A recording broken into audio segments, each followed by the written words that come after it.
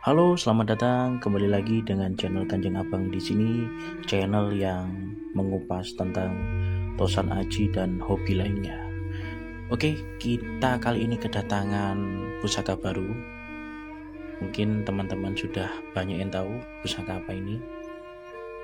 Kalau dilihat dari warangkanya, ya ini pusaka tombak. Jadi kalau kita mulai bahas mengenai warangka, ini warangka dengan gaya scan. Kebetulan kalau untuk warangka scan ada yang Madura, ada yang Jawa, tapi pada umumnya kan scan ya Madura. Cuma kebetulan pusaka ini kami temukan atau lokasinya di daerah Madiun, dan ini adalah warangka asli yang sudah kita gebek seperti itu. Nah, kalau kita bahas persatu mengenai kayu dulu. Kayunya kalau dilihat dari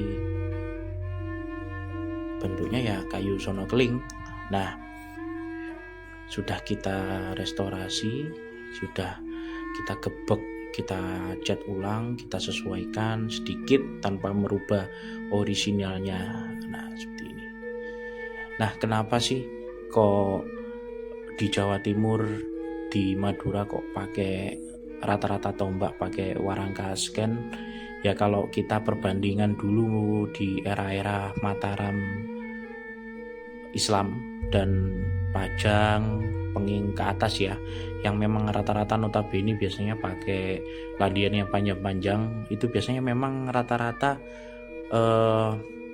pusakanya juga besar-besar. Nah, mungkin dari sini bisa diadaptasi agar pusaka itu selain keris tapi tombak pun bisa dibawa kemana-mana layaknya keris ya. Seperti inilah desain warangkanya. Jadi biar bisa fleksibel dan pusaka-pusaka dengan ukuran sedang ke bawah bisa masuk dan tanpa susah-susah dibawa kemana-mana. Oke, kita review pusakanya.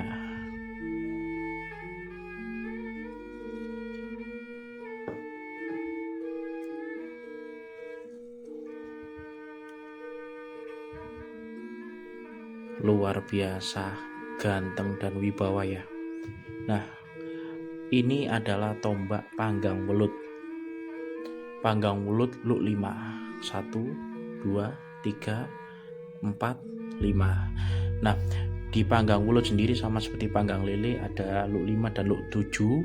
Namun apa sih perbedaan dari panggang welut dan panggang lele?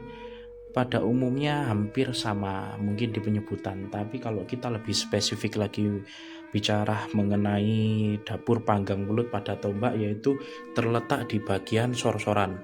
Nah, ini biasanya kalau untuk sorsoran pada panggang welut itu sorsorannya lebih kecil ya, jadi tidak melebar seperti panggang lele.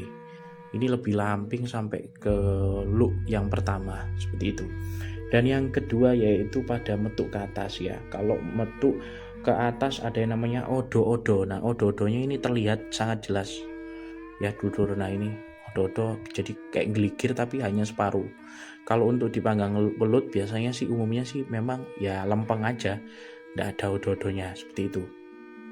Nah, selanjutnya kalau kita bahas mengenai filosofi panggang welut. Nah, panggang welut sendiri terinspirasi dari nama sebuah hewan yaitu belut yang bisa hidup di dua alam, yaitu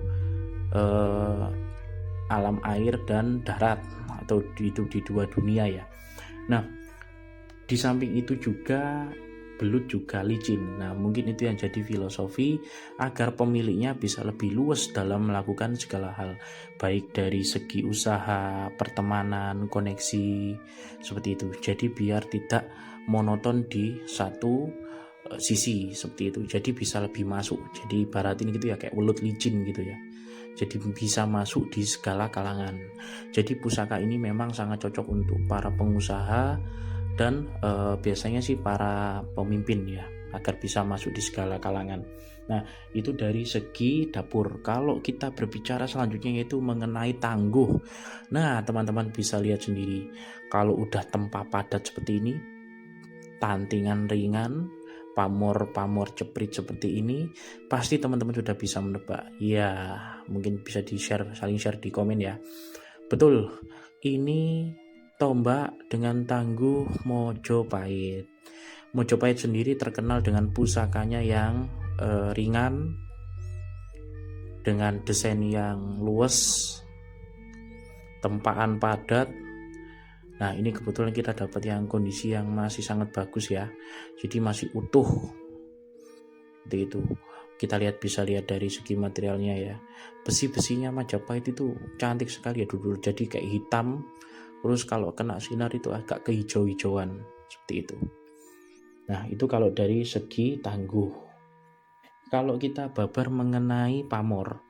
Nah, betul, kalau kita lihat dari tangguh-tangguh Mojopahit memang pamor rata-rata pamor ceprit ya dulur. Tapi kebetulan yang kita bahas spesifik mengenai pamor ini adalah pamor tunggak semi. Nah, kalau dibabarkan sedikit, tunggak yaitu artinya akar atau batang, semi artinya bersemi atau tumbuh kembali. Nah, kalau kita rincikan yaitu agar si pemilik ya dalam menghadapi sebuah kesulitan, kesusahan, titik terendah bisa bangkit dan berdiri kembali.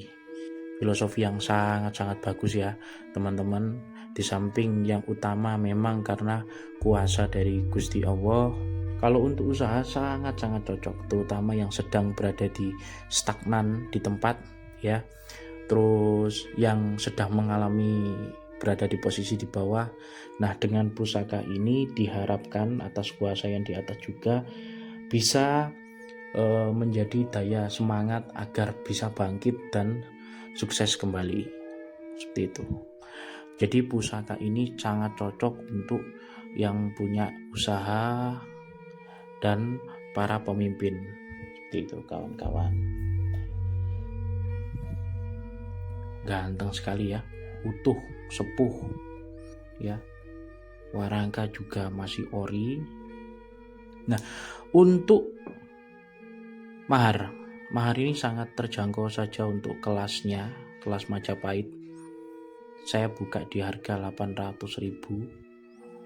Monggo silahkan, bisa langsung WhatsApp, bisa juga via Shopee.